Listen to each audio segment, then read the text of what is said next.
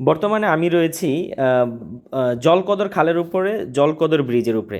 আমি আপনাদেরকে এই বাঁশখালীর নামকরণ উপলক্ষে দুইটা দারুণ চমকপ্রদ গল্প শোনাবো, যেটা উইকিপিডিয়ার তথ্য মতে এবং বাঁশখালীর কিংবদন্তি ডক্টর আব্দুল করিমের বই থেকে নেওয়া। প্রথম গল্পটি হলো গিয়ে, বাঁশখালী পাহাড়ের পূর্বে সাতকানী উপজেলা অবস্থিত। কথিত আছে যে ওই এলাকায় দুই ভাই এক বোনের এক পরিবার ছিল। বোনটির বিয়ে হয় পশ্চিমে, অর্থাৎ এই বাঁশখালীতে। সে সেখানে স্বামীসহ জমি আবাদ করে বাস করতে থাকে। পরবর্তীতে পৈতৃক সম্পত্তি ভাগবাটোয়ারা নিয়ে ভাই বোনদের বিবাদে জড়িয়ে পড়ে। বিবাদের এক পর্যায়ে বোনের পক্ষে মারামারিতে প্রচুর বাঁশ ব্যবহার করা হয়।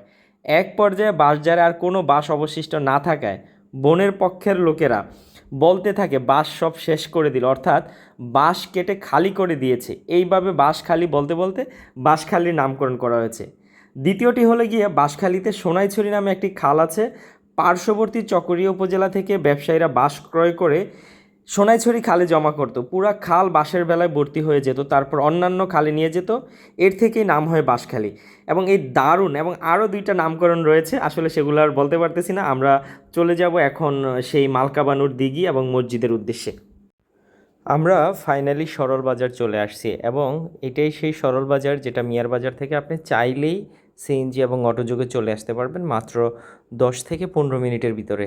সরল বাজারটা একটা এই অঞ্চলের জন্য, এই চরাঞ্চলের জন্য একটা প্রাচীন এবং বলা যায় যে পুরনো একটা ঐতিহ্যবাহী বাজার। অতীতে শুনেছি এই বাজারের অনেক বেশি ঐতিহ্য ছিল, জৌলস ছিল।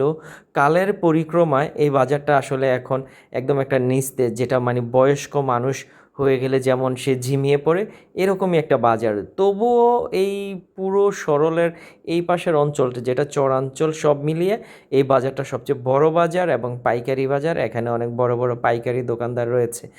যদিও এই বাজারটার অব্যবস্থাপনার কারণে অনেক কিছু এখনও পিছিয়ে রয়েছে, পিছিয়ে পড়েছে। এই সরল আমাদের পাশেই দেখছি সরল আমিরিয়া উচ্চ বিদ্যালয়, এই অঞ্চলের জন্য সবচেয়ে বড় উচ্চ মাধ্যমিক শিক্ষা প্রতিষ্ঠান। যদিও এই অঞ্চলটা আধুনিক শিক্ষায় অনেক পিছিয়ে রয়েছে, শিক্ষা, স্বাস্থ্য, চিকিৎসা এগুলো সব ধরনেরই পিছিয়ে রয়েছে। বিশেষ করে এই এলাকার যোগাযোগ ব্যবস্থার কারণে এখানকার মানুষ অনেক কিছু থেকে পিছিয়ে। যাই হোক, আমরা ফাইনালি আমরা চলে আসছি। ওই যে দূর থেকে দেখা যাচ্ছে, এই যে আমার হাতের বাম পাশে, এটাই হলো সেই ঐতিহাসিক ঐতিহ্যবাহী মালকাবানুর দিঘি, এবং আমরা দূর থেকেই দেখতে পাচ্ছি ঐতিহাসিক মালকাবানুর মসজিদ, এবং মালকাবানুর মসজিদের পাশেই মালকাবানু সাহিত্য রয়েছেন।